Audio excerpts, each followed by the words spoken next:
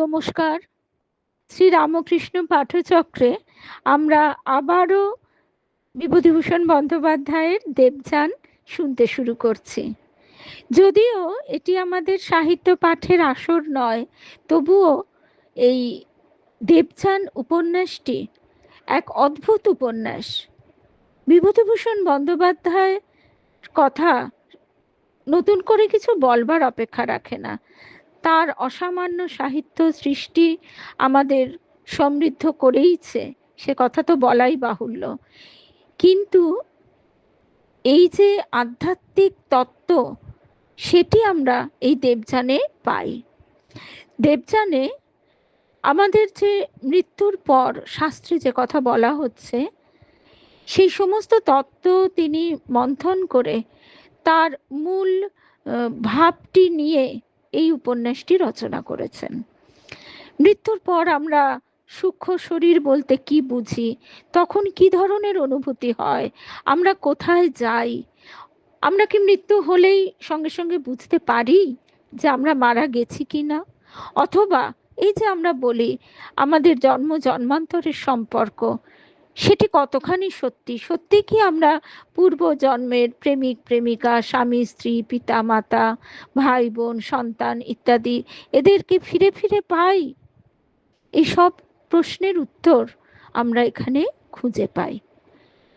মায়ের গভীর আকুতি কিভাবে এই অনন্ত সৃষ্টির কোন কোণা থেকে যে একটি আত্মাকে টেনে আনতে পারে, শুনলে অবাক হতে হয়। অর্থাৎ মাতৃশক্তির যে জোর কতখানি, বিষয়ে অবাক হতে হয়। বিভূতিভূষণ বন্দ্যোপাধ্যায়ের যে লেখার সঙ্গে পরিচিত, সেই জানে যে কি অসামান্য খুঁটিনাটি সংসারের দুঃখ বেদনা, প্রতিটি জ্বালা যন্ত্রণা, অভিজ্ঞতা, সব কিছু নিপুণ বৈদগ্ধ্যে তিনি ফুটিয়ে তুলেছেন।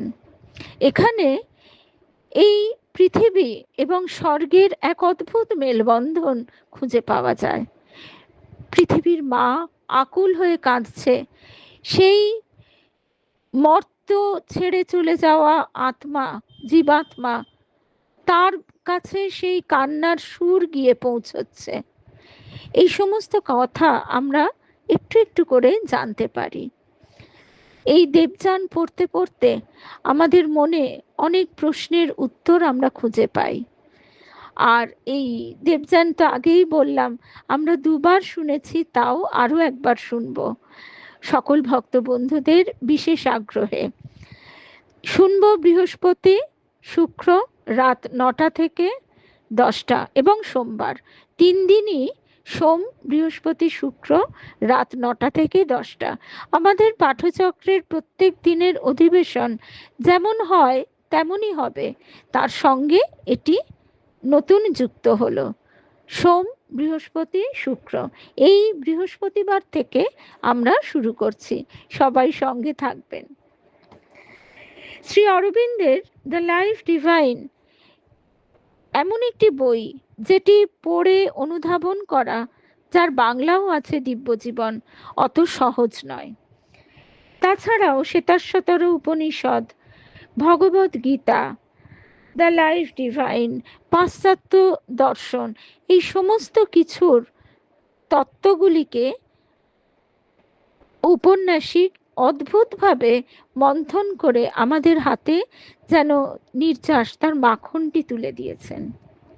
শ্রী অরবিন্দের দ্য লাইফ ডিভাইনে ছোট্ট একটু অংশ আমরা শুনি। But mind, life and matter, the lower trilogy, are also indispensable to all cosmic beings, not necessarily in the form or with the action and conditions which we know upon earth or in this material universe, but in some kind of action, however luminous, however potent, however subtle. For mind is essentially that faculty of supermind which measures and limits, which fixes a particular center and views from that the cosmic movement. এই রকম বিভিন্ন স্তরের কথাও আমরা জানতে পারি। আমরা এই স্থূল পার্থিব জগতের সীমাবদ্ধতায় বাস করে এর বাইরে কিছু নেই একথা বলতে পারি না। বলাটা চরম নির্বুদ্ধিতা, চরম অবৈজ্ঞানিক মনোভাবের পরিচয়। এই দেবযান পড়তে পড়তে আমরা এই সূক্ষ্ম জগতের সঙ্গে পরিচিত হই। সর্বোপরি এই দেবযান প্রসঙ্গে আরেকটি কথাও বলতে হয়। পরম পূজনীয় শ্রী গুরুদেব দিব্যানন্দজি মহারাজ তিনিও কিন্তু বলেছেন, দেবযান শুধুমাত্র একটি উপন্যাস নয়, শাস্ত্রের কথা গভীরভাবে এখানে তোমরা জানতে পারবে, নিজে পড়বে, বারবার পড়বে।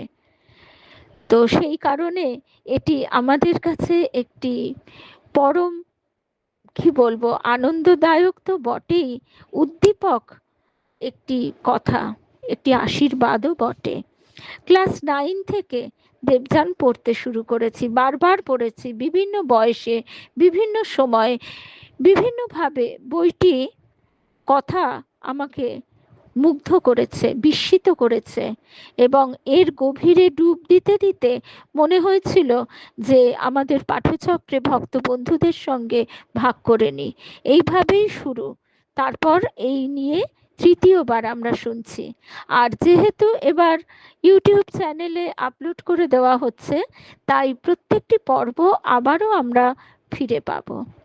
তাহলে সকল ভক্ত বন্ধুদের আহ্বান জানিয়ে রাখলাম বৃহস্পতিবার শ্রী রামকৃষ্ণ পাঠচক্রে রাত 9টায় মিলন তীর্থ গ্রুপ এবং আমার প্রোফাইল থেকে একসঙ্গেই আমরা শুনতে থাকব। আর ইউটিউব চ্যানেলে তো থাকবেই। সকলে সঙ্গে থাকবেন। ঠাকুর মায়ের শ্রী চরণে সাষ্টাঙ্গ প্রণাম নিবেদন করে, শ্রী গুরুদেবকে স্মরণ করে ভক্ত বন্ধুদের আহ্বান জানাচ্ছি। জয় রামকৃষ্ণ।